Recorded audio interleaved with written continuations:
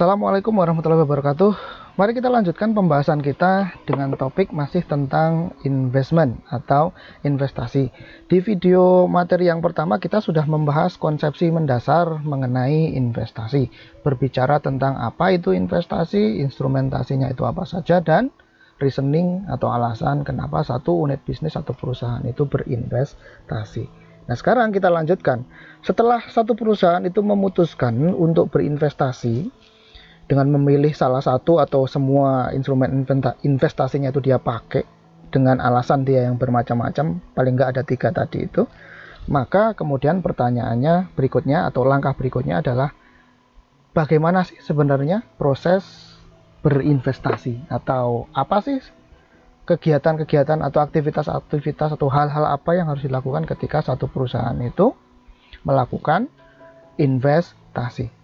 Oke, nah sebelum kita memahami itu di part kedua dari video materi kita ini, maka ada beberapa hal dulu yang harus kita pahami. Yang pertama adalah sudut pandang kita dalam membahas proses investasi ini adalah sudut pandang sebagai investor. Berarti kalau investment dalam bentuk utang, berarti ya dari sudut pandang kreditur. Kalau investmentnya dalam bentuk setoran pemilik modal, maka kemudian ini dari sudut pandangnya si investor. Jadi dari sudut pandang kreditor atau investor. Dari sudut pandang debitur itu sudah kita bahas di tentang obligasi. Dari sudut pandangnya si perusahaan yang diinvestasiin, corporation, itu sudah kita bahas di chapter mengenai corporation. Nah, sekarang kita bahas dari sudut pandangnya si investor dan kreditor tadi itu.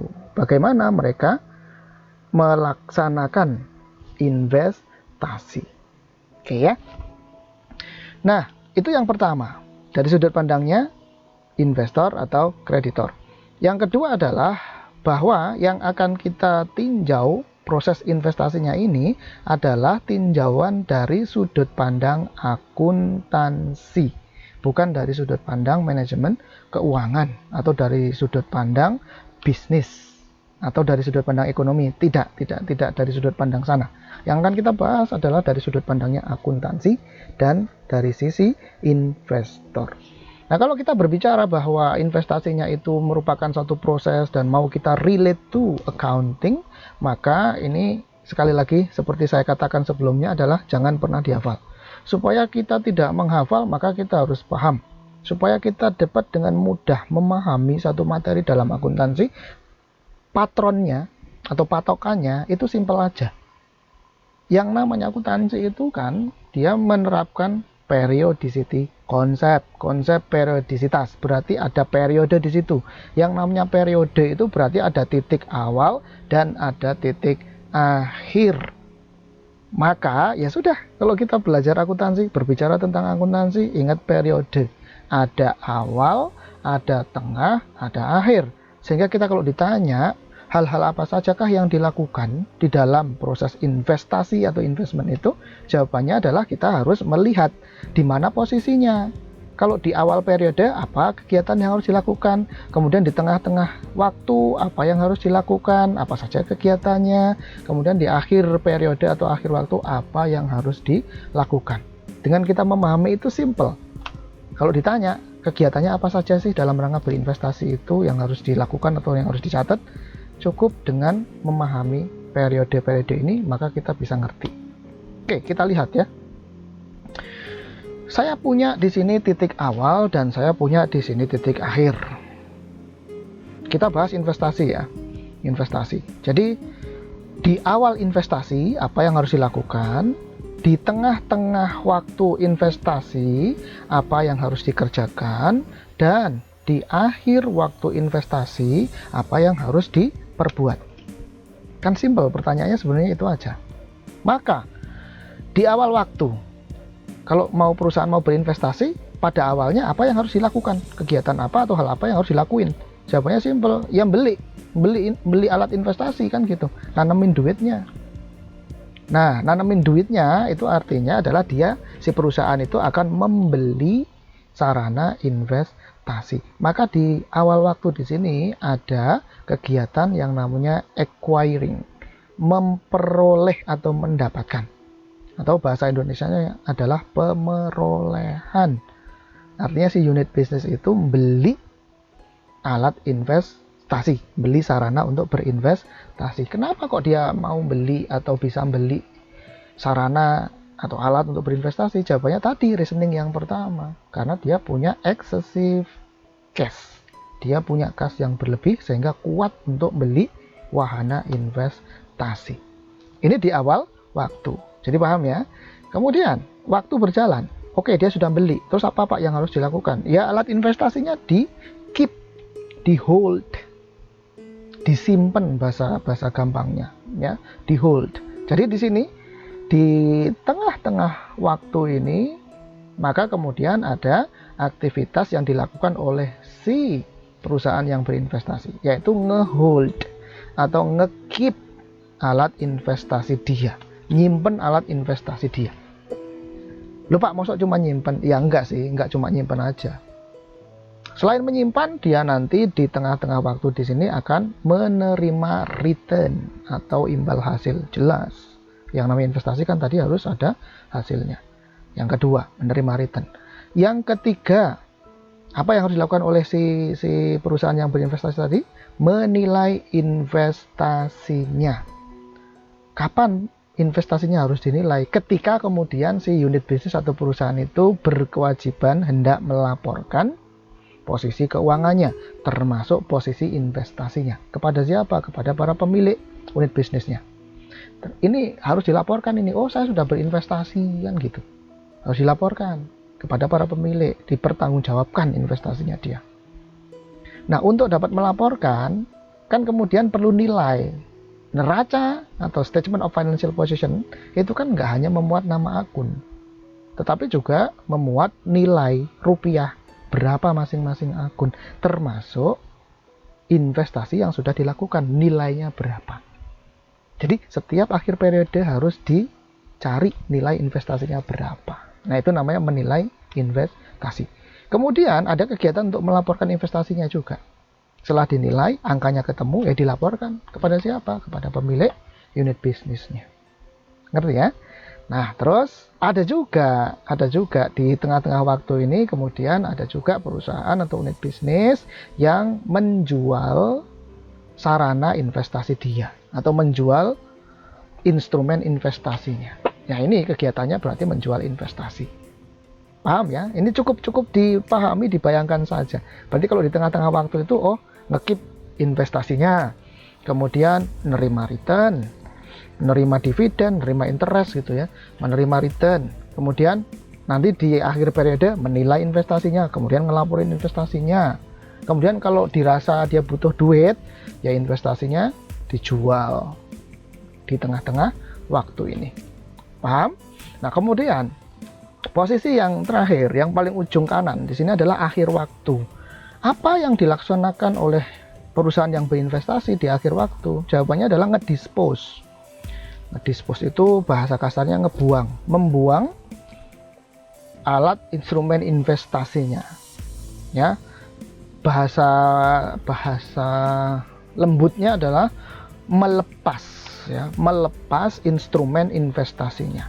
Kenapa kok instrumen investasinya dilepas? Ya karena memang sudah ada pelunasan atas alat investasinya. Contohnya adalah kalau perusahaan itu sebagai kreditur, kan berarti dia meminjamkan uangnya. Sudah jatuh tempo terus dibayar oleh si debitur, perusahaan yang berutang. Ya habis toh berarti masanya. Masa investasi dia udah habis kan gitu. Kenapa? Karena si pemilik utang sudah melunasi utangnya. Nah ini karena pelunasan investasi atau mengakhiri investasi, ya, ngejual investasinya. Jadi ngejual investasi ini bisa di tengah-tengah waktu, bisa juga di akhir waktu. Paham ya? Pokoknya intinya adalah di akhir waktu ini ngelepas. Di awal waktu memperoleh, mendapatkan, di akhir waktu ngelepas. Kemudian di tengah-tengahnya apa? Di tengah-tengahnya ya panen gitu ya. Bahasa gampangnya kan panen di sini. Panen itu apa? Ya menerima return kan gitu. Panen dan ngelaporin kepada yang punya unit bisnis yang punya duit yang diinvestasikan itu, dilaporkan, dipertanggungjawabkan. Oke, jadi jangan dihafal ya, jangan dihafal. Nah, di sini saya tulis bahwa di tengah-tengah waktu di sini antara awal dan akhir ini, tengah waktunya itu saya bagi menjadi dua supaya kita lebih paham. Yang pertama adalah tengah waktu, tengah periode. Tengah waktu, tengah periode artinya adalah dia nggak ada kewajiban untuk melaporkan, atau dia tidak ada membuat laporan keuangan di tengah periode. Kemudian ada tengah waktu, akhir periode. Nah, kalau di tengah waktu, akhir periode, jelas gawean besarnya atau gawe besarnya, pekerjaan besarnya adalah dia harus melaporkan bisnisnya dalam bentuk laporan keuangan. Makanya tadi ada menilai dan melaporkan investasinya. Oke, dapat dipahami ya? Oke, kalau begitu sekarang kita bahas satu per satu mengenai proses investasinya. Yang kita bahas pertama adalah investasi dalam bentuk utang. Investasi pada sisi utang. Kita bahas lebih dulu. Berarti ini adalah L ya, liabilitas. Investasi pada sisi utang.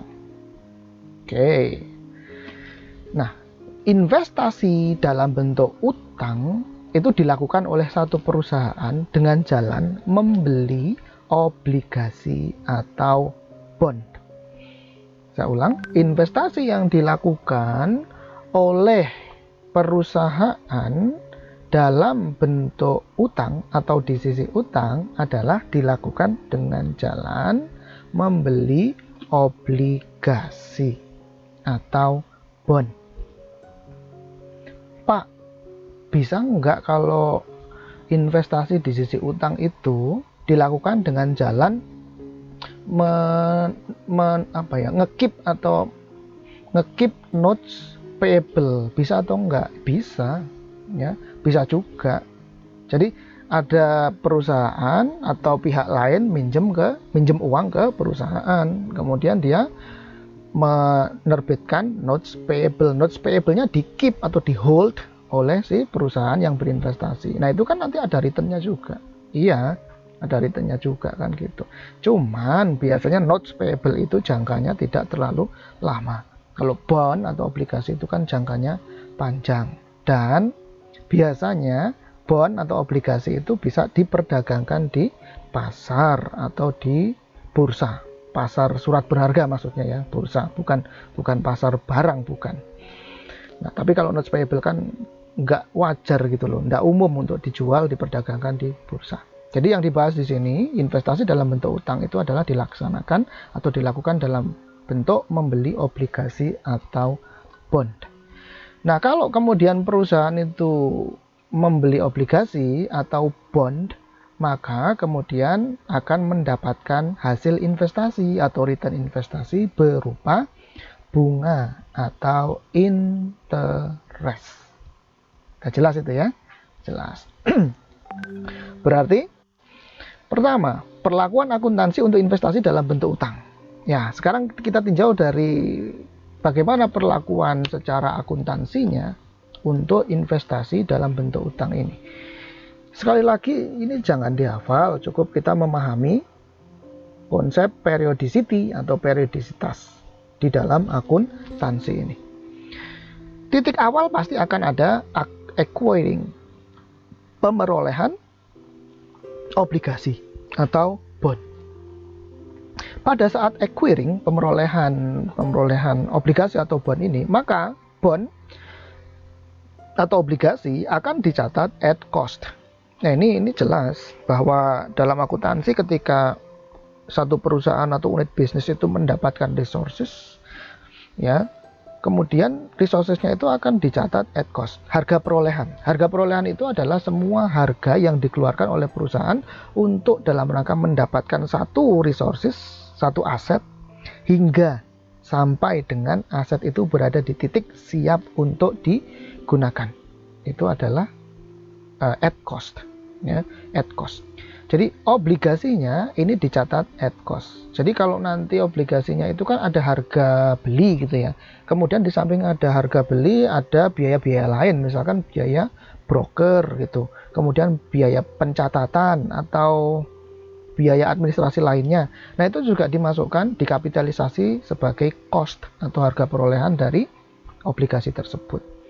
Dan ketika satu perusahaan ini berinvestasi dalam bentuk bond, investasi di sisi utang, maka akan muncul akun namanya debt investment. Investment atau investasi dalam bentuk debt, surat utang. Debt di sini maksudnya surat utang. Jadi debt akan muncul satu akun baru namanya debt investment. Investasi utang, investasi surat berharga. Surat berharga dalam bentuk utang maksudnya. Itu titik pemerolehan, titik awal. Kemudian kita masuk ke periode tengah waktu. Investor nanti akan mendapatkan return berupa interest selama masa holding obligasi. Jadi selama periode si perusahaan ini ngehold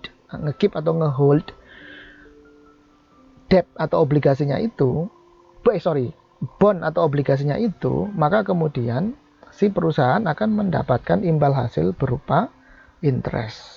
Ya, imbal hasil berupa interest. Interestnya itu kalau dia nanti interest ini kan berarti maksudnya dia dapat bunga, itu maksudnya dia mendapatkan pembayaran bunga dari pihak lain, yaitu pihak yang menerbitkan obligasi atau bondnya. Dia dapat duit lah, intinya bahasa gampangnya. Dari siapa? Dari perusahaan yang menerbitkan bond atau obligasi itu. Itu di tengah waktu, tengah periode. Kemudian di tengah waktu akhir periode, apa yang akan dia lakukan atau apa yang akan terjadi pada saat masa pelaporan keuangan, tengah waktu obligasi atau bond berarti ya, tetapi dia di akhir periode akuntansinya si perusahaan investor. Pada saat masa pelaporan keuangan, nanti akan terdapat adjustment atas aktivitas investasinya. Adjustmentnya itu berupa apa? Adjustmentnya adalah berupa accrued revenues. Accrued revenues itu maksudnya apa, Pak? Lah ini kan dia dapat interest. Nah, kalau interestnya itu misalkan dibayarkannya setahun sekali, di awal Juli gitu misalkan. Misal ya, dibayarkan setahun sekali di bulan Juli. Berarti antara tanggal terakhir pembayaran, yaitu tanggal 1 Juli, sampai dengan tanggal 31 Desember, misal tutup bukunya adalah tanggal 31 Desember, itu kan berarti ada hak interest, hak atas bunga yang semestinya diterima oleh si perusahaan yang berinvestasi, namun belum dibayarkan oleh si perusahaan yang menerbitkan bond. Sehingga disebut interest revenue-nya itu terakumulasikan. Terakumulasikan kapan? Dari tanggal 1 Juli sampai dengan tanggal 31 Desember. Sehingga ada accrued revenues. Akunnya apa, Pak? Interest receivable. Ya, interest receivable. Oke, paham ya sampai di sini ya? Nah, berikutnya, pada masa pelaporan keuangan itu tidak ada penilaian ulang secara fair value atas nilai debt investment. Untuk debt investment atau investasi dalam bentuk utang itu tidak ada penilaian ulang atas fair value-nya. Kenapa? Logikanya adalah jumlah utang yang dimiliki oleh satu perusahaan yang menerbitkan obligasi itu kan sudah tertera di dalam sertifikat obligasi. Jumlah utangnya loh ya, jumlah utangnya. Nominal utangnya itu sudah tertera, tercantum, tertulis di dalam bond, sertifikat obligasi. Dan itu kan tidak akan berubah. Ya, tidak akan berubah. Nah, sehingga kemudian tidak ada dilaporkan, ketika nanti dilaporkan di dalam neraca atau balance sheet itu untuk debt investment itu tidak ada penilaian ulang. Penilaian ulang di sini maksudnya adalah untuk mendapatkan fair value atau nilai pasar wajar, current sifatnya. Ya, jadi ini untuk debt investment tidak dilakukan penilaian ulang secara fair value. Kemudian pelepasan atau disposing obligasi itu bisa melalui penjualan atau memang sudah jatuh tempo. tentu saja jurnal atas selling dan jurnal atas ketika obligasi itu jatuh tempo itu lain. Sama-sama dispose obligasi, namun antara menjual dengan memang obligasinya sudah jatuh tempo itu jelas berlainan jurnalnya. Pencatatannya beda. Dalam hal penjualan atas obligasi, perusahaan dapat mengakui adanya gain atau loss. Nah, ini yang membedakan antara selling dan mature. Kalau satu perusahaan itu menjual surat utang yang dia miliki atau menjual obligasinya, sebelum jatuh tempo maksudnya ya, sebelum jatuh tempo dia jual itu obligasinya, maka kemudian perusahaan itu akan mengakui adanya gain atau loss. Gain atau loss itu didapat dari mana, Pak? Ya jelas didapat dari nilai obligasi yang dilepas dikurangi atau diselisihkan dengan kas yang diperoleh. Itu nanti akan ketahuan berapakah gain kalau untung, berapakah ruginya atau lossnya jikalau rugi. Paham ya? Nah, gain atau loss from sale of debt investment itu merupakan other revenue dan expense. Jadi nanti kalau ada gain atau loss terkait dengan penjualan atas obligasi, maka gain atau loss-nya itu nanti akan masuk ke income statement, diletakkan di sisi other revenue and expense. Other revenue and expense. Kalau gain tentu saja other revenue, kalau loss berarti other expense. Paham ini ya? Oke. Jadi ini nanti diletakkan di income statement, bukan menjadi laba operasi, bukan, melainkan di bawahnya laba operasi. Kalau kita bayangkan income statement kan berarti yang paling atas itu adalah revenue, sales revenue, kemudian di bawahnya ada cost of goods sold, kemudian hasil pengurangan antara revenue dan COGS itu adalah gross profit. Gross profit dikurangi dengan beban komersial atau operating expense, maka akan menghasilkan laba operasi atau income from operation atau operating income. Nah, di bawahnya operating income itu barulah ada other revenue and expense. Operating income dikurangi dengan other revenue and expense, itu nanti kemudian yang paling bawah akan menghasilkan adanya net income. Oke, nah letaknya si gain atau loss tadi di sini. Nah, sekarang kita lihat jurnal akuntansinya. Jurnal akuntansi untuk investment dalam bentuk utang. Saat perolehan bagaimana? Tadi sudah kita bahas bahwa ada akun baru namanya debt investment. Oke, memperoleh berarti debt investmentnya bertambah, yaitu di debit, kemudian cashnya berkurang di kredit. Ini saat perolehan atau acquiring. Kemudian saat tengah waktu, tengah periode. Saat tengah waktu, tengah periode, bukan akhir periode. Saat tengah waktu, tengah periode berarti dia akan menerima imbal hasil atau return. Returnnya tadi berupa interest, maka cashnya bertambah karena dia menerima duit. Bunganya itu kan dalam bentuk duit. Cashnya bertambah di debit, kreditnya adalah interest revenue. Ya, kreditnya adalah interest revenue atau interest receivable, tergantung ya. Kalau dia sudah diterima dalam bentuk cash kemudian langsung gitu ya, tanpa melalui accrued dulu, maka ya langsung cash pada interest revenue.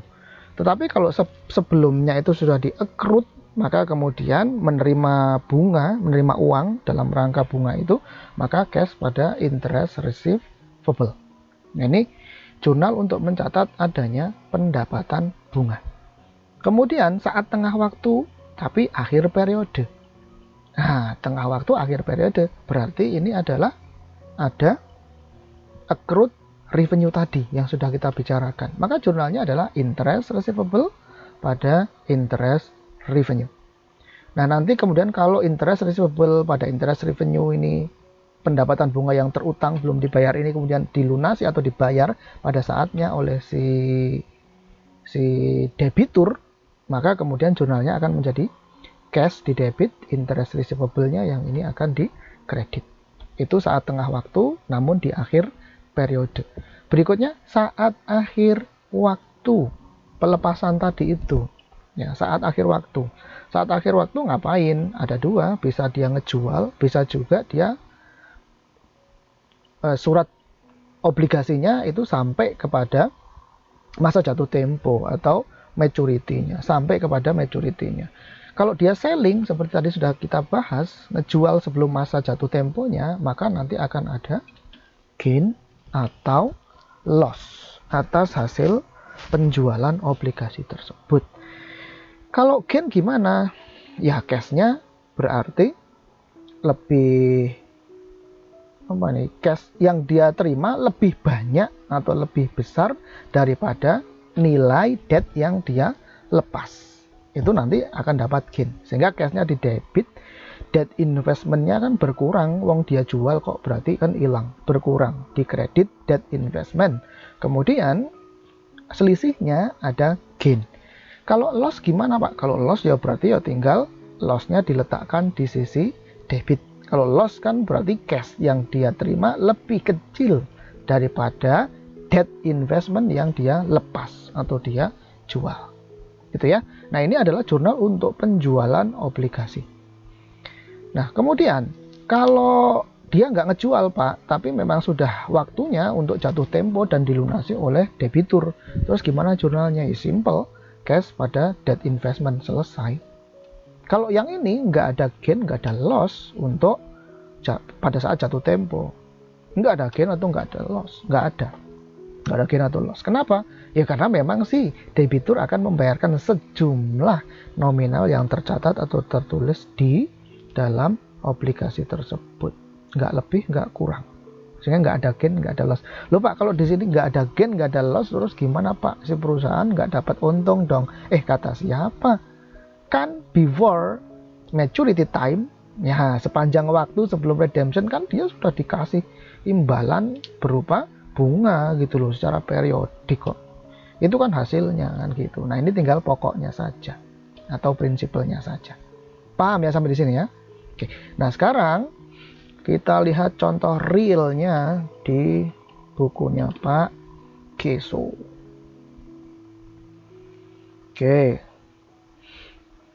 At acquisition, investment are recorded at cost. Jelas, tadi sudah kita bahas. Cost includes all expenditures necessary to acquire these investments. Tadi juga sudah saya sampaikan ya, bahwa cost ini mencakup semua pengeluaran, nggak hanya harga beli dari obligasi atau bond itu, enggak, tapi ditambah dengan such as the price paid plus brokerage fees, commission if any, jika ada broker atau calo ya bahasa kasarnya.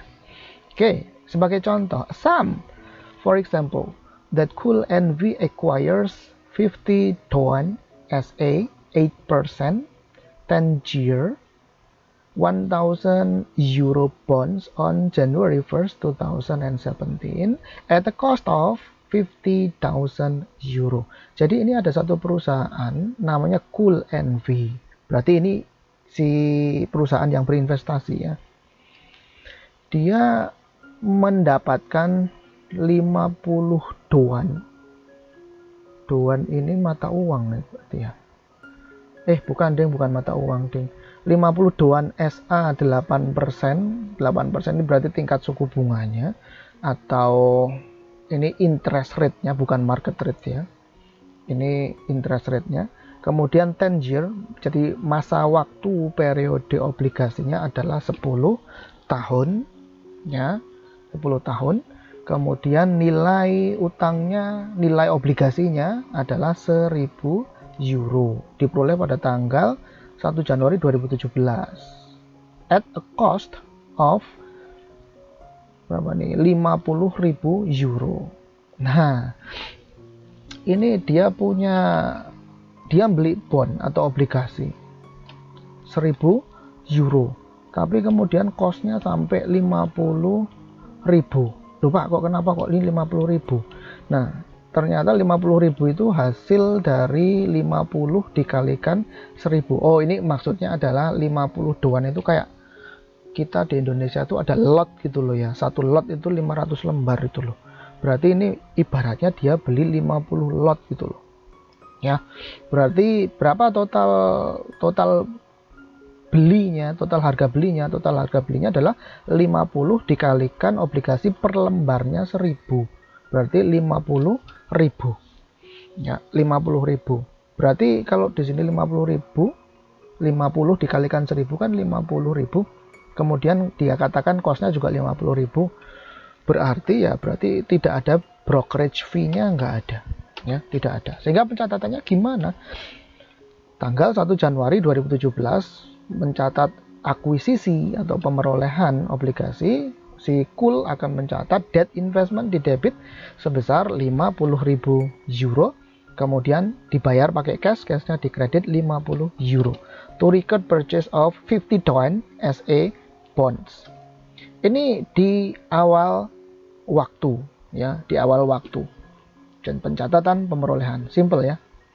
Kemudian yang kedua, recording bond interest. The DOAN SA, DOAN SA ini nama perusahaannya ya, perusahaan yang dibeli. Jadi penerbit obligasi. The DOAN SA bonds pay interest, dia membayar interest sebesar 4.000 euro secara tahunan, yaitu dibayarkannya setiap tanggal 1 Januari. Berapa interestnya yang setiap kali dia bayar?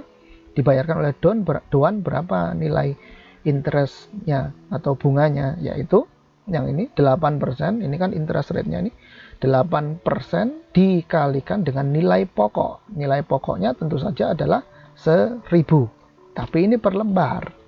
Nah, dia belinya kan 50 lembar, berarti 8% kali 1000 dikalikan 50, sehingga total interestnya adalah 4.000, ya, interest yang dibayarkan oleh si DOAN. Jika Cool mencatatkan dan melaporkan aktivitas keuangannya, aktivitas bisnisnya atau fiscal year-nya adalah melaporkannya pada tanggal 31 Desember, maka pada tanggal 31 Desember itu akan ada adjustment atau penyesuaian. Penyesuaian atas apa? Atas accrued revenue, yaitu revenue yang terakumulasi. Revenue apa dalam hal ini? Dalam hal ini adalah pendapatan bunga yang belum dibayar dan terakumulasi, yaitu sebesar 4.000. Maka jurnalnya simple. Interest receivable pada interest revenue. Interest receivable di debit 4.000, interest revenue-nya di kredit sebesar 4.000. Oke. Cool report interest receivable as current asset. Wah, ini udah jelas. Nah, ini akuntansi dasar banget. In the statement of financial position, it report interest revenue under other income and expense. Tadi sudah kita bahas ya, bahwa interest revenue ini bukan merupakan bisnis utama yang dijalankan oleh si perusahaan, yaitu si Cool NV. Tentu saja kan investasi ini bukan merupakan bisnis utamanya si Cool. Cool itu bisnis utamanya bukan berinvestasi. Sehingga karena dia bukan bisnis utamanya, maka pendapatan dari bunga ini tidak boleh diletakkan di atas income from operation. Karena income from operation atau operating income itu memberikan informasi mengenai pendapatan yang dihasilkan dari kegiatan bisnis utama perusahaan.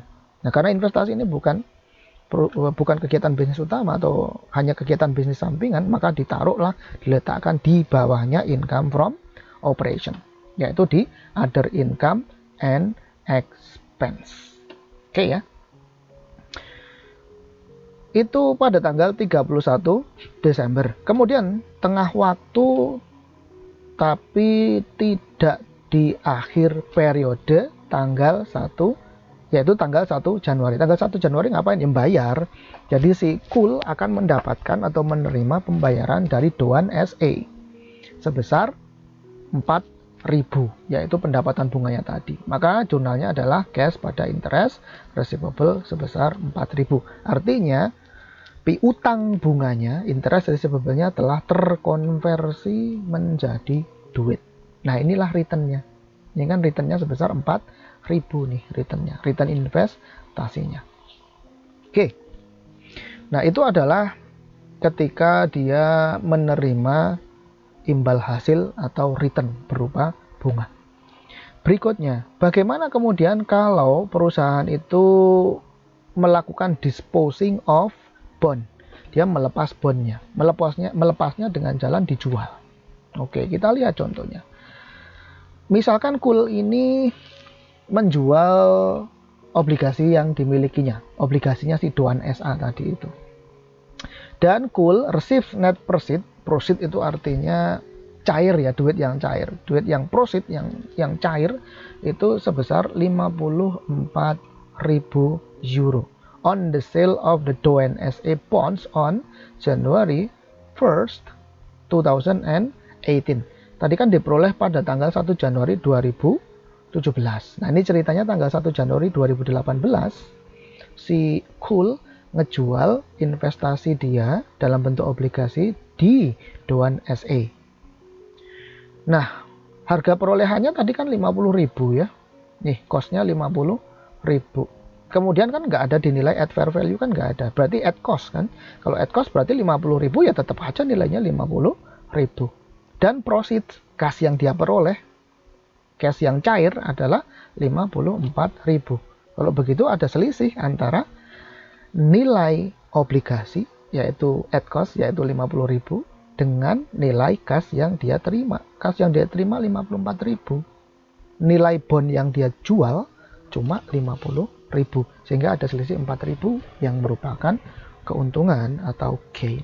Sehingga jurnalnya adalah cash di debit 54.000, debt investment at cost dibuang sehingga dikredit 50.000, dan selisihnya ini merupakan gain on sale of debt investments sebesar 4.000 euro. Paham ya sampai di sini ya? Oke, ini adalah pelepasan dengan jalan melakukan penjualan before its maturity.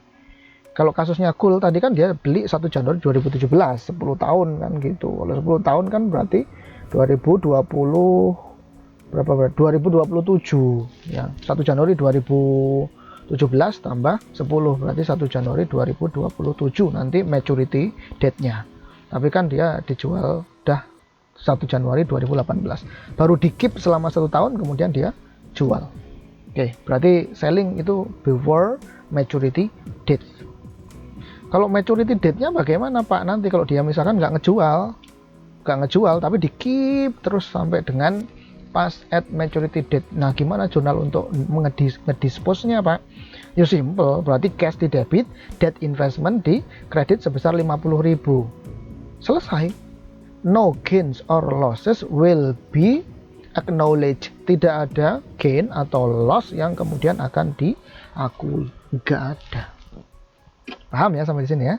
Itu kalau dilunasi atau dibayar pada saat jatuh tempo, atau dengan kata lain Cool nge-keep, benar-benar nge-hold sampai dengan tanggal jatuh tempo atau maturity date. Di sini nggak ada contohnya kayaknya. Oke, nggak ada. Nah, sekarang kita lanjut ke itu tadi terkait dengan akuntansi untuk investasi dengan instrumen berupa obligasi, atau dengan kata lain berada di sisi liabilitas, sisi L. Nah, sekarang bagaimana kalau kemudian suatu perusahaan itu melakukan investasi atau berinvestasi yang dia itu instrumen investasinya adalah menggunakan sisi ekuitas atau equities. Oke, kita bahas investasi pada sisi ekuitas. Investasi di sisi ekuitas itu dilakukan dengan jalan membeli saham. Yang kita bahas di sini perseroan atau corporation ya. Kita tidak membahas perusahaan partnership, enggak ya. Atau kita juga tidak membahas proprietorship. Kalau proprietorship enggak ada istilah investasi dalam perusahaan proprietorship, yang enggak ada. Proprietorship itu kan berarti kan pemiliknya cuma satu orang. Ibaratnya bahasa gampangnya adalah pemegang sahamnya harus tunggal, cuma satu. Kalau pemegang sahamnya cuma satu ya nggak ada investor di situ selain si pemiliknya itu. Nah, pemilik itu ya pemilik tunggal itu ya nggak akan aneh kalau kita sebut sebagai investor. Enggak ya. Itu pemiliknya udah selesai. Jadi proprietorship tidak relevan dibahas dengan dalam pembahasan investasi. Kalau partnership ya istilahnya bukan investasi yang dibahas di sini ya. Kalau partnership itu ya berarti joinan gitu loh ya, joinan. Dan yang paling pantas untuk kita bahas dalam konteks investasi dalam bentuk atau dari sisi ekuitas, investasi di sisi ekuitas itu adalah perusahaan perseroan terbatas atau corporation. Sehingga disebut di sini investasi di sisi ekuitas adalah dengan jalan berinvestasi dengan membeli saham atau shares. Nah, perusahaan itu bisa saja dia punya instrumen investasinya itu nggak hanya satu. Ya, dia punya beberapa instrumen investasi, nggak hanya satu. Nggak hanya satu di share saja atau di debt saja gitu loh, dua-duanya bisa, obligasi dan saham. Sahamnya pun nggak hanya dia berinvestasi di satu perusahaan, enggak, ada beberapa perusahaan kan gitu. Ini kan kayak di manajemen keuangan itu nanti ada istilahnya adalah don't put your egg in one basket. Untuk men-share atau membagi investasi, risiko investasi, maka kemudian kalau berinvestasi itu jangan di satu tempat. Kenapa? Nanti kalau dalam satu tempat, kemudian tempatnya pecah, ya telurnya ambiar semua, habis. Supaya kemudian nggak ambiar semua, gimana dong caranya? Ya telurnya jangan diletakkan di dalam satu tempat, satu basket. Sehingga kalau kemudian tempat ini pecah, atau perusahaan yang diinvestasiin itu kemudian rugi, oh ada perusahaan di tempat lain yang untung gitu. Jadi bisa saling trade off, mengcover.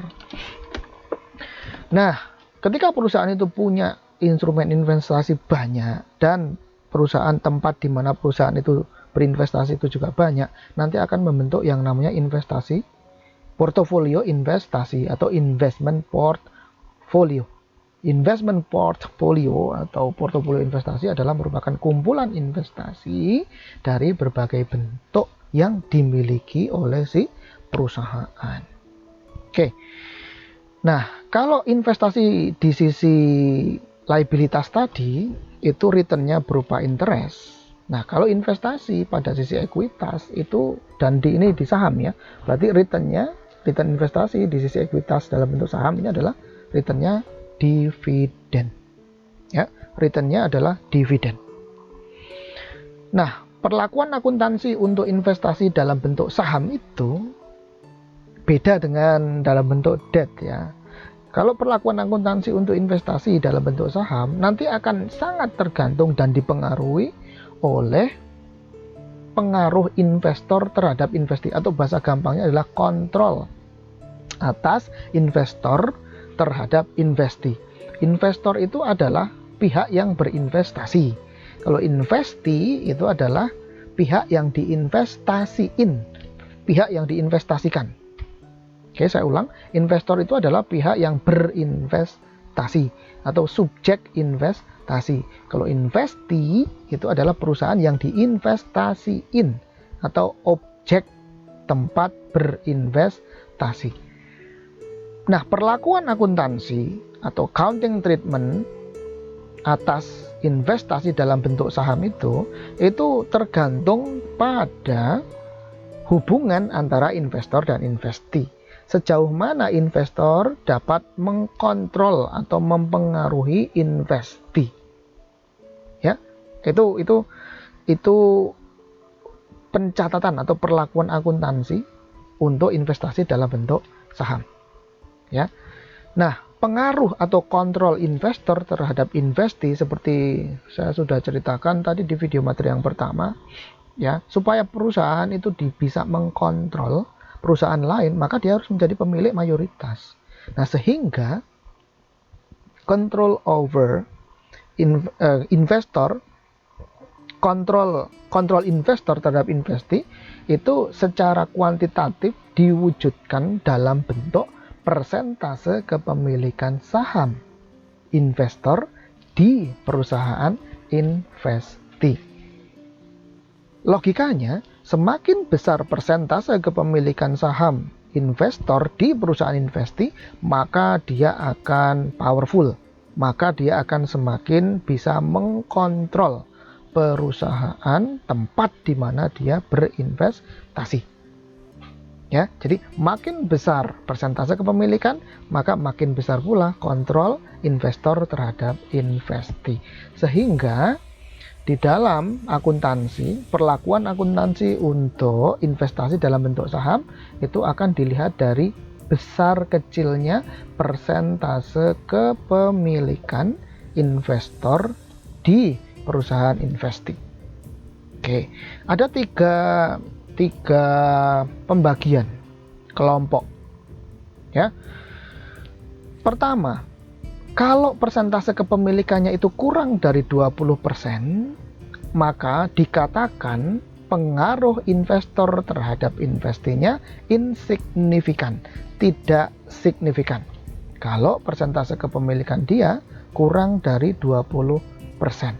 Nah, kalau pengaruhnya itu tidak signifikan, maka dia akan mencatat, si perusahaan investor maksudnya, perusahaan investor akan mencatatkan investasi dalam bentuk sahamnya dengan menggunakan cost method with adjustment to fair value. Dia akan menggunakan metode cost. Ya, dia akan menggunakan metode cost. Ini kayak orang berinvestasi biasa aja lah. Kalau dia punya investasi, tapi investasinya itu persentase kepemilikannya less than 20%. Maka ya kayak investasi biasa. Dan dia, si investor harus melakukan treatment akuntansi atau mencatat kegiatan investasi dia dengan menggunakan metode cost namanya. Apa itu metode cost? Nanti akan kita lihat lebih dalam.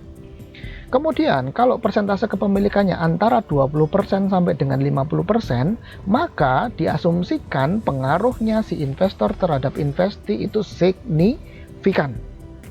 Dia tidak bisa secara penuh menyetir perusahaan investi, tetapi omongan dia itu sangat berpengaruh. Atau omongan si investor itu sangat didengerin dan sangat dipertimbangkan. Kalau persentase kepemilikannya 20% sampai dengan 50%. Dan bagaimana treatment akuntansinya? Treatment akuntansi atas kegiatan investasinya, investasi si investor itu, pencatatan akuntansinya harus menggunakan equity method. Apa itu equity method? Itu nanti akan kita bahas lebih detail. Nah, berikutnya, kalau perusahaannya itu, persentase kepemilikannya, perusahaan investor maksudnya, persentase kepemilikan sahamnya itu lebih dari 50%, maka dikatakan dia tidak hanya sekedar mempengaruhi. Artinya perusahaan investor itu take control. Dia akan mengendalikan penuh. Dia punya kendali penuh atau full control. Dia akan melakukan controlling secara penuh, full control atas perusahaan investi. Nah, kalau kemudian seperti ini skenarionya, maka nanti pencatatan atau perlakuan akuntansi atas investasinya si investor itu akan dilakukan secara konsolidasi atau consolidated financial statement. Secara lebih detail, lebih mendalam mengenai cost method dan equity method ini akan dipelajari di akuntansi keuangan menengah atau intermediate accounting. Nah, khusus untuk consolidated financial statement itu akan dipelajari di advanced accounting atau akuntansi keuangan lanjutan. Jadi ini tidak akan kita bahas di sini. Level kita ini kita masih belajar akuntansi level dasar atau principal accounting. Ini akan kita bahas sekarang, tapi tidak akan terlalu dalam sebagaimana di intermediate accounting. Kalau ini jelas nanti kita tidak akan bahas sama sekali. Ya, karena ini ranahnya advanced accounting. Nah, jadi dapat kita simpulkan ya bahwa metode akuntansi yang dipakai sebagai treatment atau perlakuan akuntansi untuk investor yang berinvestasi dalam bentuk saham itu tergantung pada pengaruh investor terhadap atau pengaruh investor kepada investi. Apakah pengaruhnya itu tidak signifikan atau signifikan ataukah control? Oke, kalau tidak signifikan berarti menggunakan cost method. Kalau signifikan tapi tidak kontrol, tidak fully control, maka dia akan menggunakan equity method. Dan kalau perusahaan itu benar-benar take control, artinya kepemilikannya itu lebih dari 50%, maka dia harus menggunakan metode konsolidasi. Nah, bagaimana dengan metode cost method? Kita bahas.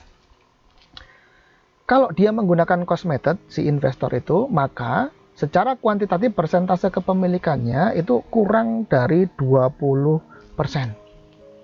Angka 20%, kemudian 50% itu bukan angka yang absolut.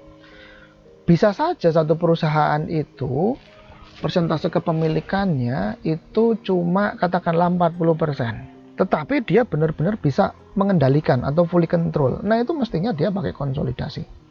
Jadi, lupa ini apakah semacam absolute threshold? Jawabannya adalah tidak. Ini bukan batas atau ambang yang absolut, bukan. Ini hanya semacam guidance saja. Ya, biasanya kalau cuma 15% ya insignifikan. Biasanya kalau cuma 40% ya signifikan gitu loh. Biasanya kalau lebih dari 50% itu bisa fully control. Itu aja. Ya. Oke. Nah, sekarang kita lihat cost method. Cost method tadi secara pengaruh yang diwujudkan dalam bentuk persentase kepemilikan. Nah, maka persentase kepemilikannya investor di investasi itu under 20%. Kemudian, perolehan investasi. Perolehan investasi dalam bentuk sahamnya ini nanti akan dicatat at cost. Sama juga dengan yang tadi investasi dalam bentuk obligasi. Itu juga dicatat at cost. Nah, kemudian kalau di investasi atas utang tadi kan muncul namanya debt investment, investasi utang. Nah, kalau dalam bentuk saham, maka akan muncul akun baru namanya share investment. Ya, share investment, investasi saham, investasi dalam bentuk saham. Ini di awal waktu nanti akan ada proses pemerolehan. Ya, muncul share investment. Kemudian di tengah waktu, tengah periode, maka perusahaan sama dengan yang tadi di debt investment tadi ya, dia akan mendapatkan imbal hasil, revenue. Nah, sekarang kalau dia dalam bentuk saham kan revenue-nya berupa dividen, sehingga muncul akun baru nanti dividen revenue. Nah, dividen revenue karena ini bukan bisnis utama dari perusahaan yang berinvestasi, maka jelas dia tidak akan masuk di atas laba operasi atau income from operation. Tetapi dia akan masuk di bawahnya income from operation, yaitu sama dengan tadi pendapatan bunga tadi ya, yaitu di other revenue and expense. Lantas, dalam hal penjualan atas saham, nah beda antara saham dengan debt adalah kalau debt itu dia punya masa jatuh tempo. Ya, punya tanggal jatuh tempo. Itu kalau utang, kalau obligasi. Kalau saham kan nggak ada saham jatuh temponya. Loh Pak, kenapa Pak kok saham kok nggak ada jatuh tempo? Lah iya, itu kan saham kan bukti kepemilikan seseorang di satu perusahaan corporation. Nah, perusahaan corporation kan kita sudah bahas, salah satu cirinya adalah dia benar-benar bisa menerapkan going concern, artinya dia nggak akan ada tertulis oh perusahaannya akan berakhir tanggal sekian, nggak ada ya, tidak ada. Oke ya, jadi di sini saham itu dia tidak punya tanggal jatuh tempo, beda dengan utang. Kalau utang ada janji nanti tanggal sekian akan dilunasi, berarti ada tanggal jatuh temponya. Nah, dalam hal penjualan saham, perusahaan dapat mengakui adanya gain atau loss. Jadi satu perusahaan ketika dia sudah berinvestasi dalam bentuk saham, Maka sepanjang perusahaan yang sahamnya dia beli itu tidak tutup, tidak gulung tikar, ya udah dia akan tetap nge-keep atau nge-hold saham tersebut. Supaya saham tersebut itu lepas, gimana caranya Pak? Pilihannya cuma satu aja, dijual. Nah itu pilihannya cuma itu aja, nggak ada yang lainnya lagi. Kalau obligasi, supaya lepas, pilihannya ada dua, masih mending ada dua. Apa itu? Yang pertama dijual, sebelum masa jatuh tempo tentunya ya. Nah, kalau sudah jatuh tempo ya nggak mungkin bisa dijual. Jadi dijual yang pertama pilihannya, atau yang kedua tunggu sampai masa jatuh tempo, nanti dengan sendirinya lepas. Nah kalau saham cuma satu, yaitu jual. Jadi hati-hati berinvestasi dalam bentuk saham. Nanti kemudian kalau sudah ngehold dan sahamnya nggak laku, habis itu. Maka investor akan seumur-umur nge-keep terus sahamnya perusahaan tersebut. Ya kalau kinerjanya bagus sih mending kan gitu. Nah kalau perusahaannya kinerjanya terus buruk, nggak bagus-bagus, sahamnya nggak laku di bursa, siapa yang mau beli? Ya sudah, tinggal di-keep terus aja kan gitu. Nah, itu bedanya ya antara debt dengan share atau saham. Nah dalam hal penjualan saham sama dengan penjualan debt tadi, maka perusahaan dapat mengakui adanya gain atau loss. Nah gain atau loss from sale of share investment itu juga nanti akan masuk dilaporkan di dalam income statement, yaitu di other revenue and expense section, atau di bagian other revenue and expenses, sama dengan si dividend revenue tadi. Paham ya? Oke. Nah sekarang kita lihat patron jurnalnya. Ini kita masih membicarakan cost method ya. Ini kita masih berbicara cost method yang kepemilikannya less than 20%. Saat pemerolehan nanti jurnalnya simple. Share investment di debit, kemudian cashnya di kredit, selesai. Kemudian saat tengah waktu, tengah periode. Saat tengah waktu, tengah periode. Tengah waktu, tengah periode yang dilakukan adalah mencatat penerimaan imbal hasil berupa dividen. Maka akan ada cash di debit dan dividen revenue-nya di kredit. Ini penerimaan imbal hasil atau return. Kemudian, kalau di tengah-tengah waktu itu perusahaan mau ngejual sahamnya kan, karena dia nggak punya masa jatuh tempo ya kalau saham ya, maka dia bisa ngejual di tengah waktu. Maka dia ngejual, kalau ngejual tadi kan bisa mengakui adanya gain atau loss. Kalau dia mendapatkan untung berarti cashnya lebih gede daripada nilai saham yang dia lepas. Maka cashnya di debit, share investment di kredit, dan gain on sale of share investments di debit. Ini di kredit. Ini dalam kondisi mendapatkan keuntungan. Penjualan share investment with gain. Jurnalnya seperti ini. Kalau ada loss gimana Pak? Ya berarti cashnya di debit, kemudian loss on sale of share investment di debit, kemudian share investmentnya di kredit. Ini kalau dalam kondisi loss. Ingat tadi bahwa dividend revenue dan gain on sale of share investment ini bukan bisnis inti atau bukan proses bisnis utama yang dijalankan oleh perusahaan investor, sehingga dividend revenue dan gain on sale of share investment ini letaknya di seksi other revenue and expense, di bawahnya income from operation, di atasnya net income. Nah kemudian saat tengah waktu namun akhir periode. Nah saat tengah waktu akhir periode nanti akan ada penyesuaian atas investasi dalam bentuk saham.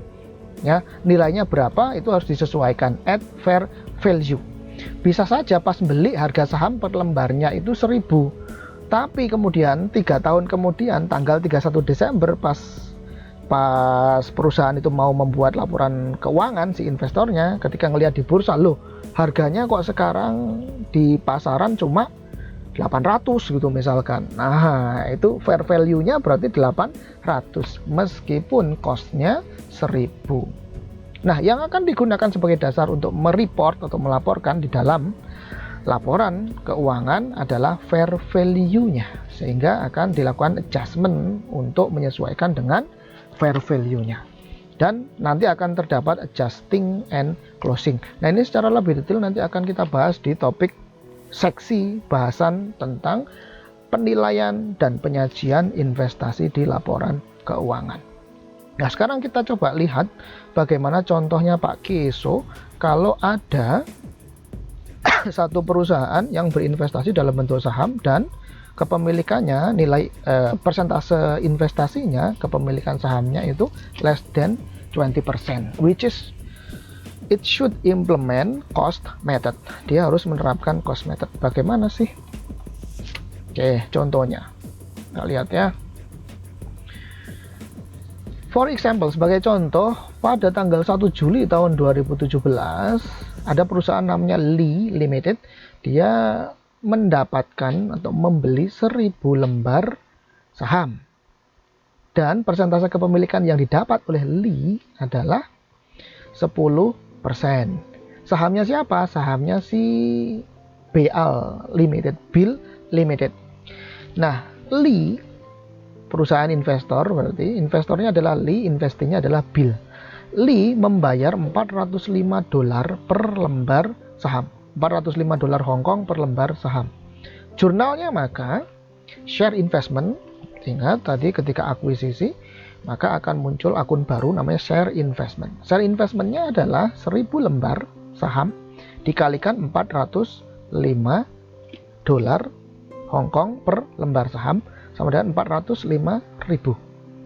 Kemudian cashnya dikredit. Cashnya siapa? Ya tentu saja cashnya si investor, yaitu cashnya si Lee. Akan berkurang cashnya sebesar 405.000 di kredit. Paham ya? Ini simple kok, ini nggak ada masalah dengan ini. Kemudian di tengah waktu, tengah periode, during the time, si investor yaitu Lee menerima cash dividend. Kalau menerima cash dividend, maka cashnya pasti di debit cashnya. Lee menerima $20 Hong Kong per share dividend. Jadi per lembar saham dia si Bill akan membayarkan $20 untuk setiap satu lembar saham yang dimiliki. Maka total cash dividend, total cash yang diperoleh oleh Lee adalah $20 dikalikan 1000 lembar saham sama dengan 20.000. Jadi dia si investor dapat cash 20.000, kreditnya adalah dividend revenue sebesar 20.000. Oke, paham ya? Lee reports dividend revenue under other income and expense. Tadi sudah kita bahas ya. Ini yang harus diperhatikan. Unlike interest on notes and bonds, dividends do not accrue. Nah, ini perhatikan. Kalau interest, ya, interest atau bunga, hukumnya kan wajib untuk dibayarkan oleh si pemilik utang. Atau wajib hukumnya untuk si debitur itu membayarkan dividen. Kalau itu merupakan suatu kewajiban, maka bagi si kreditur itu merupakan hak, sehingga kemudian pendapatan revenue itu bisa di accrue. Paham itu? Saya ulang ya, perhatikan baik-baik. Kalau interest atau bunga itu kan hukumnya wajib bagi debitur untuk membayarkannya kepada kreditur. Kalau dari sisi debitur itu merupakan suatu kewajiban, maka dari sisi kreditur, orang yang memberikan utang, itu adalah merupakan hak. Sehingga atas interest revenue itu adalah haknya investor. Kalau itu merupakan hak, maka kemudian pendapatan bunganya itu bisa di-accrued. Sehingga muncul interest receivable. Sehingga ada istilah accrued interest revenue. Karena itu haknya si kreditur. Nah, berbeda dengan interest. Dividen itu bukan hak yang harus dituntut secara reguler atau periodik untuk dibayarkan. Dividen itu tidak mesti harus dibayarkan. Kan kemarin kita sudah belajar tentang corporation. Syarat untuk membayarkan dividen itu adalah bahwa yang pertama cashnya cukup. Yang kedua, saldo returningnya memadai. Kemudian yang ketiga, disetujui diputuskan dalam RUPS, rapat umum pemegang saham, baru bisa cair jadi dividen. Nah, kalau misalkan cashnya tidak cukup, ya ngapain bayar dividen? Dan tidak ada kemudian para pemilik modal atau pemegang sahamnya bilang, ayo bayar. Nggak bisa, nggak ada kewajiban itu. Paham ya? Itu. Jadi itu beda antara interest dengan dividen. Ya. Sehingga dengan demikian dividen itu nggak ada namanya dividen receivable, nggak ada itu ya, nggak ada accrued dividen, ya, nggak ada accrued dividen. Even dividen untuk preference share pun yang bersifat kumulatif itu kan bukan kemudian ada dividen receivable gitu, nggak ada gitu loh. Sifatnya kumulatif, iya kumulatif, nanti kalau pas bayar, nah baru dibayarkan semuanya, bukan berarti itu merupakan receivable gitu loh ya. Jadi tidak ada accrued atas dividen. Jadi unlike interest on notes and bonds, dividends do not accrue. Enggak ada. Therefore, companies do not make adjusting entries to accrue dividend. Maka dari itu, pada tengah waktu akhir periode enggak ada accrual atas dividen. Oke, berikutnya ketika perusahaan itu mau ngelepas sahamnya, saham yang dia punyai, caranya gimana? Ya dijual. Sekarang lanjutkan contohnya. Asumsikan bahwa investor si Lee ini mendapatkan uang cash proceeds, mendapatkan uang cair sebesar 395.000 dolar Hong Kong on the sale of its Bill shares on February 10, 2018. Because the share cost, nah ini costnya tadi kan 405.000. Dijualnya cuma 395.000. Berarti nilai cash yang diperoleh 395.000 itu lebih kecil daripada nilai saham yang dilepas oleh investor. Berarti rugi atau untung? Jelas rugi. Sehingga mencatatnya gimana? Cash di debit karena memang dia faktanya mendapatkan cash sebesar 395.000, cashnya di debit. Kemudian share investmentnya di kredit, memang sahamnya dilepas, sehingga share investmentnya berkurang, dikredit sebesar 405.000. Selisihnya 10.000 ini merupakan loss on sale of share investment. Loss on sale of share investments sebesar 10.000. Dan ingat lagi tadi juga sudah kita bahas bahwa loss on sale of share investments ini akan masuk di income statement, yaitu di section other income and expense. Paham ya sampai di sini ya. Nah, ini adalah treatment atau perlakuan akuntansi untuk ketika investasi dalam bentuk saham dan kepemilikan investor di perusahaan investasi itu less than 20%, kurang dari 20%. Sehingga ini menggunakan metode cost. Kurang lebih sama dengan debt investment tadi ya, kalau menggunakan metode cost.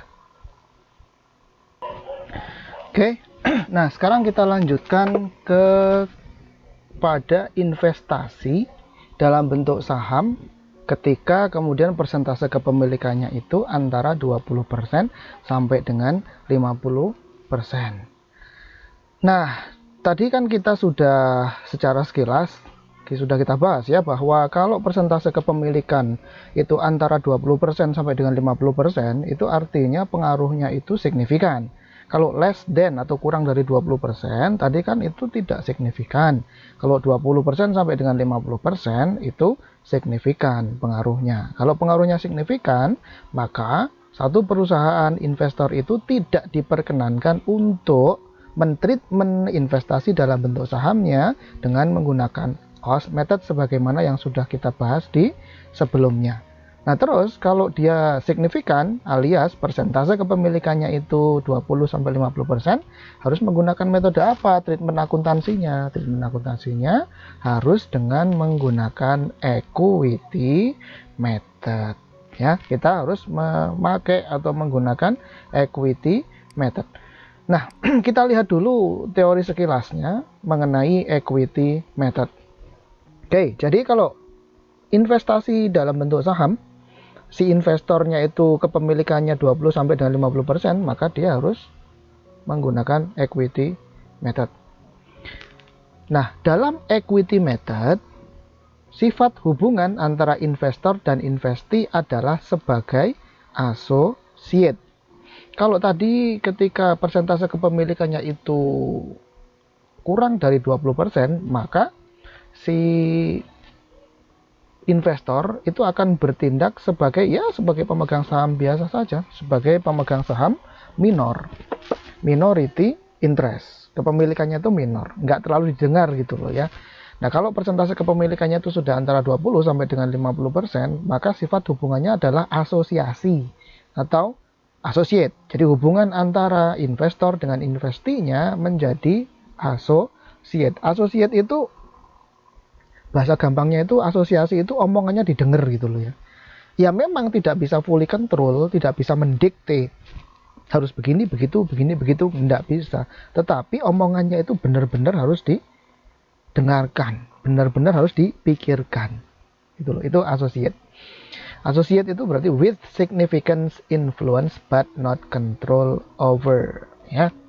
Memiliki pengaruh yang signifikan tetapi tidak bisa mengontrol. Nah, investee menjadi bagian dari usaha bisnis investor. Jadi ketika dua perusahaan ini saling berasosiasi, maka investor itu akan menjadi bagian investee. Investee itu akan menjadi bagian investor. Nah, ini namanya saling berasosiasi. Jadi kalau diagram Venn itu berpotongan gitu loh ya. Perpotongannya itu besar gitu. Ya, perpotongannya besar. Jadi saling berasosiasi. Investor menjadi bagian investee menjadi bagian investor. Investor memiliki pengaruh yang signifikan terhadap investee. Jadi investee menjadi bagian dari usaha investor. Nah, kalau menjadi bagian dari usaha bisnisnya si investee itu menjadi bagian dari si investor, maka ibaratnya tubuh gitu ya. Kalau ada bagian tubuh yang sakit, maka kemudian seluruh tubuh atau sekujur badan itu pasti merasakan sakit. Kalau ada satu bagian yang mendapatkan kenikmatan, maka seluruh raga ini akan mendapatkan kepuasan atau kesenangan juga, kan gitu ibaratnya kan gitu.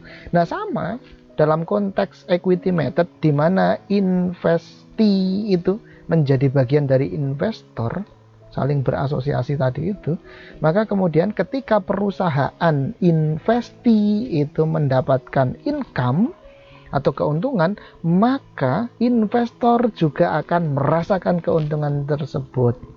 Sebaliknya, ketika perusahaan investee itu menderita kerugian, loss gitu ya, maka perusahaan investor itu juga akan merasakan kepedihannya, ibaratnya seperti itu. Kalau under cost method, mau rugi mau untung, investor nggak ada urusan, ngerti ya. Kalau untung ya syukur alhamdulillah, berarti dapat dividen. Kalau rugi itu investinya ya wes gitu ya, tidak mendapatkan dividen, selesai.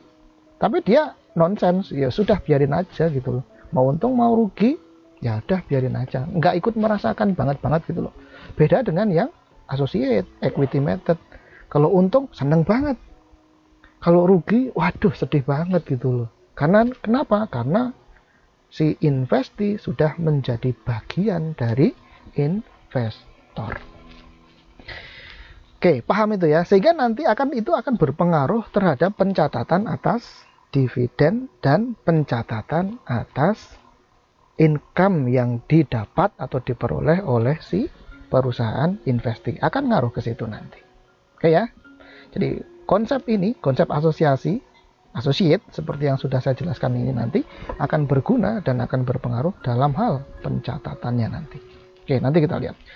Nah, pada saat pemerolehan saham, maka under equity method pun tetap aja sama, yaitu pada saat akuisisi atas saham itu, sahamnya harus dicatat at cost, pada harga perolehan.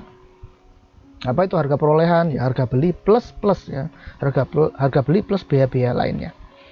Investor melakukan adjustment di setiap akhir periode. Jelas. Investor harus melakukan adjustment di setiap akhir periode atas investasi sahamnya. Nah, ini yang membedakan dengan cost method. Pada saat dia menerima dividen, si investor itu menerima dividen, maka cash dividen maksudnya, maka sama cashnya di debit. Namun ada yang beda. Bedanya adalah kalau under cost method, maka kreditnya adalah dividen revenue. Dividen revenue akan masuk di other income and expense. Nah, kalau under equity method, sama-sama menerima dividen, debitnya sama-sama cash, tapi kreditnya lain. Under equity method bukan dividen revenue, melainkan akan mengurangi share investment. Akan mengurangi share investment. Paham ya? Sehingga cashnya di debit, share investmentnya akan di kredit. Sehingga ini yang membedakan antara equity method dan cost method. Kalau di equity method, penerimaan dividen akan mengurangi investasi. Pak, logiknya bagaimana? Kenapa kok dalam equity method itu kemudian dividen akan ditreatment sebagai pengurang investasi? Logiknya seperti tadi itu loh, yang sudah saya katakan bahwa investi itu merupakan bagian dari investor. Investi itu merupakan asosiasi dari investor. Susah seneng, rugi untung akan dinikmati, yang diperoleh oleh investi akan dinikmati pula oleh si investor. Nah, kemudian kalau si investi membayarkan uang dalam bentuk dividen kepada investor, maka uang yang dibayarkan oleh si investi kepada investor tidak ditreatment sebagai pendapatan oleh si investor. Kenapa? Karena ini uangnya diperoleh dari asosiasi. Masa diri sendiri membayar pendapatan kepada diri sendiri? Kan tidak bisa. Maksudnya adalah si investor dan investi itu kayak dalam sebuah satu kesatuan gitu loh ya. Dia kayak bagian yang tidak terpisahkan. Masa bagian yang tidak terpisahkan kok memberi kepada bagian yang lainnya? Maksudnya gini, bayangkan investor dan investi itu dalam konteks equity method itu kayak tangan kanan dan tangan kiri. Kalau kemudian, apakah ada istilah, oh ada loh tangan kanan memberikan kepada tangan kiri? Ya kan tidak bisa begitu. Ngerti tidak maksudnya? Tangan kanan memberikan tangan kiri, memberikan kepada tangan kiri, atau tangan kiri memberikan kepada tangan kanan. Ya nggak ada kayak begitu. Itu namanya tidak memberi. Sama aja gitu loh. Sama aja kenapa? Tangan kanan dan tangan kirinya masih dimiliki oleh orang yang bersangkutan gitu loh. Ya, artinya bagian yang tidak terpisahkan, asosiasi. Nah, kalau begitu tidak bisa. Kalau investi dalam konteks equity method itu ngasih dividen kemudian itu ditreatment sebagai pendapatan. Saya dapat pendapatan nih dari siapa? Dari tangan kanan gitu. Nggak bisa begitu. Ya, tidak bisa seperti itu. Nah, terus gimana treatmentnya kalau dia mendapatkan dividen? Si investor itu dari investi dapat dividen. Gimana treatmentnya? Ya, dia akan dianggap sebagai pengurang share investment. Ya, pengurang share investment. Jadi misalkan ini ekstrimnya gini. Si investor itu sudah berinvestasi selama 10 tahun di perusahaan investi. Nah, kemudian selama 10 tahun itu kan rutin dia mendapatkan dividen. Sampai dengan pada akhirnya di akhir tahun ke-10 itu, dividennya itu sudah bisa membayar modal yang ditanamkan oleh investor di perusahaan investi. Kan artinya kemudian, setelah bersatu secara penuh nih antara si investor dan investi. Oke ya, jadi logik berpikirnya seperti itu. Jadi kenapa kok kemudian dividen yang dibayarkan oleh investi kepada investor itu mengurangi share investment? Karena dianggap ibaratnya adalah seperti membayarkan kepada dirinya sendiri. karena berasosiasi. Oke, itu ketika membayarkan dividen. Ketika kemudian karena dia satu asosiasi ya, ibaratnya kayak satu tubuh itu tadi, kan saya bilang tadi kalau loss ikut merasakan, kalau untung juga ikut senang. Maka ketika perusahaan investi itu mencatatkan atau melaporkan adanya income, maka income itu ibaratnya juga menjadi bagian dari income-nya si investor. Nah kalau begitu, dicatat nggak Pak? Dicatat oleh si investor. Jadi ketika investi melaporkan adanya income, maka kemudian investor juga akan mencatatnya. Nah, income yang dihasilkan oleh si investi itu akan menjadi penambah investasi yang dimiliki oleh si investor. Sehingga dengan kata lain, share investment-nya akan di debit dan kreditnya adalah revenue from share investment. Nah, ini adalah untuk pengakuan income investi yang menjadi bagian dari investor sebagai penambah investasinya si investor tadi itu. Nah, jurnal yang ini nanti, perlakuan yang ini nanti, ini tidak akan ada ketika perusahaan investor itu cuma menerapkan cost method. Kan ini nggak ada. Kalau perusahaannya itu under cost method, yang ini nggak ada. Yang ini pun, ya, yang ini, jurnal yang penerimaan dividen pun itu beda juga. Walaupun sama-sama menerima cash, namun kreditnya berbeda. Dapat dipahami itu ya? Oke. Nah, jadi yang tadi kita bahas, kata-kata associate ini tadi, ini ternyata berpengaruh dalam hal jurnal, yaitu berpengaruh di dua hal. Yang pertama ketika menerima dividen, yang kedua ketika investi mereport atau melaporkan adanya income. Karena asosiasi diibaratkan kayak quote and quote satu tubuh, maka treatmentnya menjadi seperti itu. Bayar dividen bukan berarti si investor dapat revenue from dividend, bukan, melainkan dia akan mengurangi investasi yang ditanamkan di investi. Kemudian ketika si investi itu melaporkan adanya income, maka income itu akan menjadi bagian dari si investor, atau dengan kata lain akan mengurangi investasinya akan menambah investasinya si investor, dan kreditnya adalah revenue from share investment. Sehingga kalau kita catatkan ke dalam jurnal, maka patron jurnalnya akan menjadi seperti ini. Kita lihat ya. Yang pertama saat pemerolehan, berarti jelas sama dengan cost method, yaitu dicatat at cost, yaitu share investment di debit, cashnya di kredit. Kemudian saat tengah waktu, tengah periode, ketika perusahaan itu menerima return berupa dividen, maka kemudian jurnalnya under equity method adalah cash di debit, kemudian kreditnya adalah share investment. Oke. Nah, kemudian ketika di tengah waktu, tengah periode itu perusahaan melepas sahamnya, maka jurnalnya adalah ngejual ya, berarti yang ngelepas di sini maksudnya ngejual. Pelepasan saham itu kan opsinya kan cuma satu, yaitu dengan cara dijual. Maka ini pasti penjualan. Maka kalau penjualan pasti ada gain atau loss. Maka dalam kondisi gain, penjualan saham, share investment dalam kondisi gain, maka jurnalnya adalah cash di debit, kemudian share investmentnya di kredit berkurang, dan ada gain on sale of share investments di kredit. Nah, lalu ketika perusahaan investi itu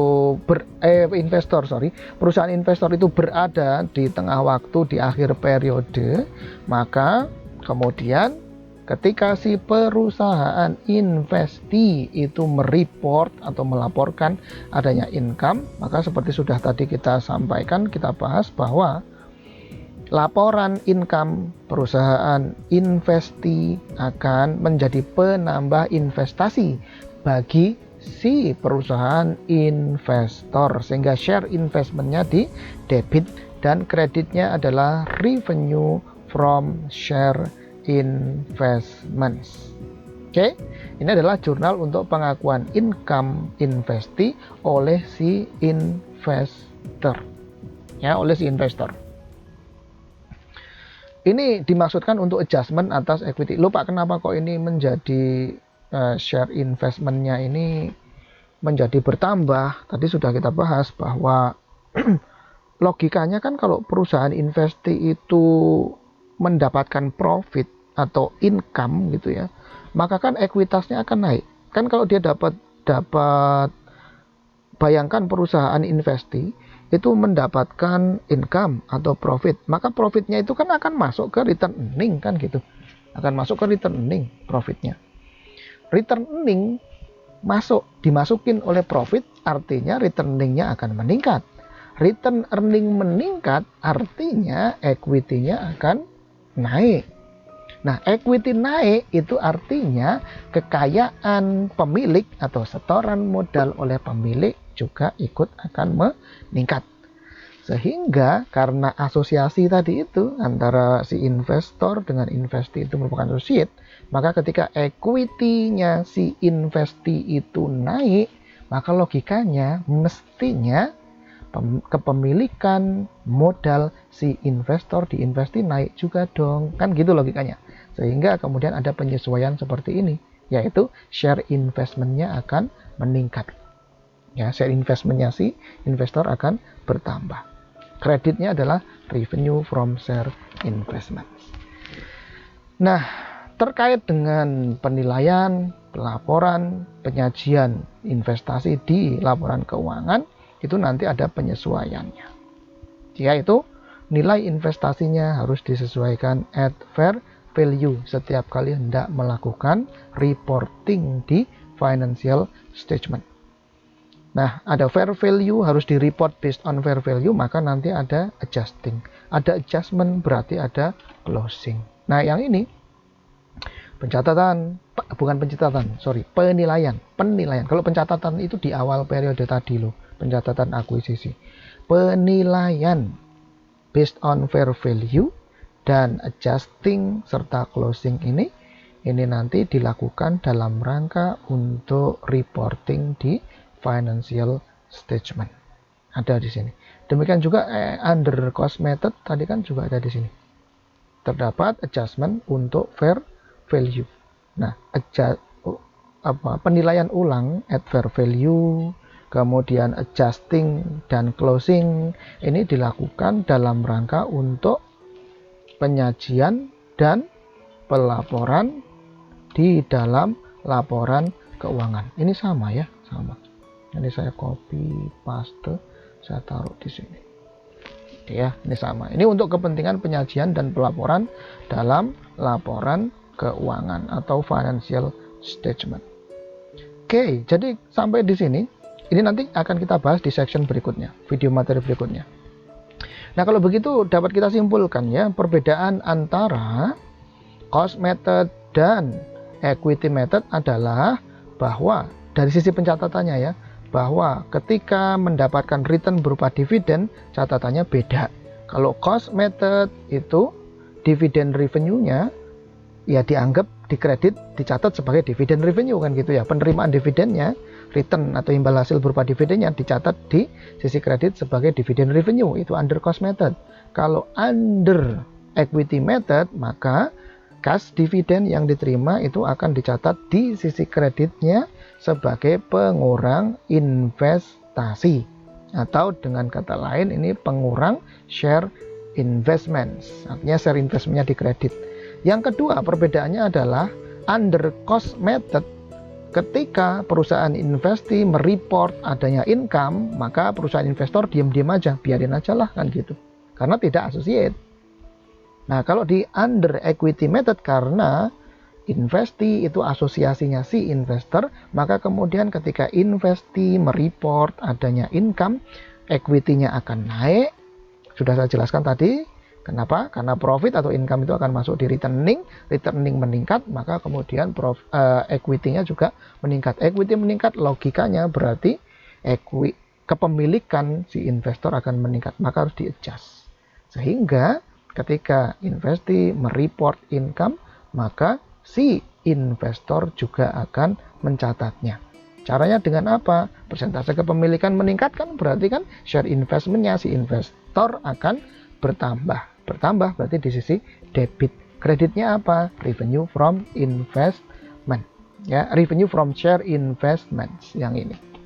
Paham ya? Nah, sekarang kita lihat contohnya di Pak Keso. Nah, misalkan ini ada perusahaan namanya Millar PLC.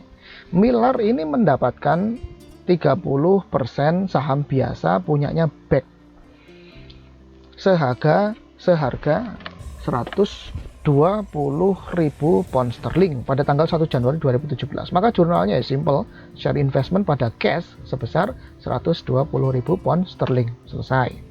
Itu awal waktu. Kemudian kita lihat di tengah waktu. Di tengah waktunya ini di sepanjang 2017 BEC mereport net income sebesar 100.000. Si investee melaporkan dia dapat income 100.000. Kemudian dia juga declare dan mengumumkan dan membayarkan 40.000 pound sterling cash dividend. Maka Millar akan mencatat adanya income yang didapat atau diperoleh oleh BEC sebagai penambah investasinya, yaitu kepemilikannya tadi 30% ya ini ya. Dia kan dapat kepemilikan 30%. Kalau 30% kan berarti dia menggunakan wajib hukumnya menggunakan equity method. Kalau menggunakan equity method berarti cash dividend akan ditreatment sebagai pengurang investasi. Kemudian kalau ada income akan ditreatment sebagai penambah investasinya si investor. Penambah investasinya adalah 30% dikalikan 100.000 sama dengan 30.000. Dan yang kedua, dividennya akan ditreatment sebagai pengurang investasi, yaitu kan dividen total cash dividennya adalah 40.000. Persentase kepemilikannya 30%, maka dividen cash yang diterima adalah 40.000 dikalikan 30% sama dengan 12.000. Maka pencatatannya gimana? Ada dua jurnalnya. Jurnal yang pertama adalah untuk mencatat penyesuaian atas share investment, atas kepemilikan si investor di investee, yaitu share investment bertambah, kreditnya adalah revenue from share investment, masing-masing sebesar 30.000, yaitu 30% dikalikan income-nya si perusahaan investee, yaitu 30.000. Kemudian treatment atas ini yang mana nih? Share investment bertambah, revenue from share investment. Oh, itu balik nih. Kalau ini harus agak lebih teliti sedikit. Yang pertama adalah dia mengumumkan adanya income, ya. Si perusahaan investasi mengumumkan adanya income, berarti akan menambah investasinya investor. Berarti share investmentnya bertambah dan kreditnya adalah revenue from share investment sebesar 30.000. Nah, dia mengumumkan net income 100.000, berarti 30% kali 100.000 sama dengan 30.000. Oke. Nah, kemudian yang kedua adalah declaration and payment of dividend, cash dividend. Maka cashnya bertambah. Kemudian karena ini pakai equity, maka kemudian dividend itu akan menjadi pengurang investasi sehingga share investmentnya dikredit sebesar 12.000, yaitu dividen cashnya sebesar 40.000 dikalikan 30% sama dengan 12.000. Oke, ini beda ya dengan yang tadi under cost method. Kalau under cost method itu berarti ibaratnya hanya yang jurnal kedua yang ini. Ini pun kreditnya bukan share investment, melainkan dividen revenue, ya, dividen revenue. Oke. Nah, kemudian setelah si perusahaan investor ini mencatat yang jurnal nomor 1 dan jurnal nomor 2, maka kita bisa lihat saldonya. saldo apa? Saldo share investment dan revenue from share investment. Jadi share investmentnya ternyata kan tadi 120.000 awalnya. Kemudian dia dapat bertambah karena adanya income dari investee sebesar 30.000 dan kemudian berkurang oleh karena adanya pembayaran cash dividen, sehingga saldo pada tanggal 31 Desember adalah 138.000. Dan kemudian ada revenue from share investments pada tanggal 31 Desember, saldo revenue from share investmentnya adalah 30.000, yaitu dari 100.000 kali 30%. 100.000 tadi adalah income yang direport oleh perusahaan investee. Okay. During the year, the investment account increased 18.000. This increase of 18.000 is explained as follows. Ini sudah saya jelaskan tadi ya. Intinya adalah penambahan oleh karena adanya income investee dan pengurangan oleh karena adanya pembayaran cash dividend. Note that the difference between reported revenue under the cost method and reported revenue under the equity method can be significant. Ini menjelaskan bahwasanya kalau perusahaan ini mencatat dengan menggunakan cost method dibandingkan dengan under equity method, maka nanti perbedaannya akan signifikan loh, maksudnya gitu. Ya, yaitu perbedaannya mana nih? For example, Miller would report only 12.000, yaitu yang dari dividen 30% kali 40.000 sama 12.000 of dividend revenue if it used the cost method. Jadi dia hanya akan mencatat revenue sebesar 12.000 saja. Sementara kalau dia pakai equity method, dia akan mencatat revenue-nya sebesar 30.000. Oke, jadi beda ya. Beda. Nah, berikutnya. Oh ya, revenue from share investments itu masuk di mana Pak? Kan gitu kalau ditanya gitu. Tadi kan ada dividend revenue jelas masuknya di section di income statement, sectionnya di other revenue, other income and expense atau other revenue and other expense. Nah, kalau revenue from share investments masuknya di mana Pak? Sama. Ini kan bukan merupakan bisnis inti atau bukan merupakan proses bisnis utama dari perusahaan investor, sehingga tidak mungkin dan tidak boleh dimasukkan di atas income from operation atau laba operasi. Jadi harus dimasukkan di bawahnya income from operation atau operating income, yaitu di other revenues and other expense sections. Nah, itu mengenai equity method. Berikutnya, yang terakhir mengenai bagaimana kalau perusahaan itu dia ngehold investasi dalam bentuk saham dan persentase kepemilikannya di perusahaan investee itu lebih dari 50%. Nah, itu artinya adalah menggunakan consolidation method. Oke, kita lihat sekilas ya, karena ini domainnya advanced accounting, bukan principal accounting.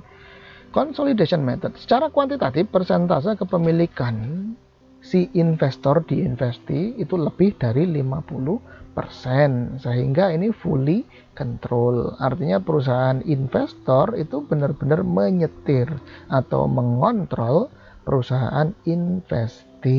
Kalau dia fully control, maka sifat hubungan antara investor dan investee adalah afiliasi. Jadi ada asosiasi, ada afiliasi. Kalau afiliasi itu ibaratnya diagram Venn. Diagram Venn-nya itu tidak lagi berpotongan, melainkan bunderannya yang satunya itu kecil, yang satunya gede. Nah, bunderan yang kecil itu berada di dalamnya si bunderan yang besar. Kalau diibaratkan dalam diagram Venn ya, yang afiliasi. Kalau yang asosiasi tadi kan masih belum menyatu semuanya, tapi ada titik persinggungan gitu loh, ada bidang yang berpotongan antara dua lingkaran yang berada di diagram Venn, itu asosiasi. Kalau afiliasi udah yang satu berada di dalamnya si yang lingkaran satunya lagi, itu afiliasi. Nah, affiliate ini maksudnya adalah investor itu memiliki control over investee, memiliki kendali atas si investee, si investornya. Nah, Kalau dia afiliasi, maka investor itu perlakuannya ibaratnya sebagai induk perusahaan. Ya, induk perusahaan atau parent company. Ya, parent company.